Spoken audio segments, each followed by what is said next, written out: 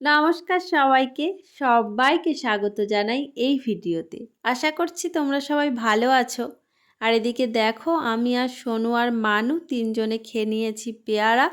আর এখানে কামরাঙা গাছে ফুল এসছে, সেটাই সোনু আমাদেরকে ডেকে ডেকে দেখাচ্ছিল।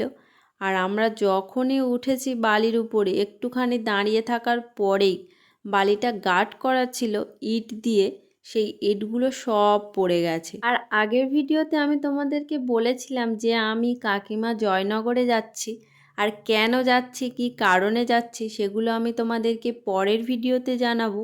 তো আজকে এই ভিডিওতেই আমি সবটা তোমাদেরকে জানাবো।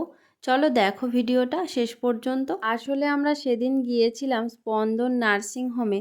সেখানে কাকিমার একটা অপারেশন হওয়ার কথা ছিল, আর তার দুদিন পরেই কাকিমা ভর্তি হয়েছিল।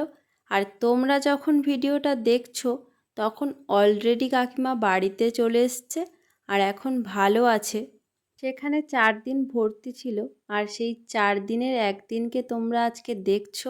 সন্ধ্যার দিকে খেয়েছিলাম মুড়ি।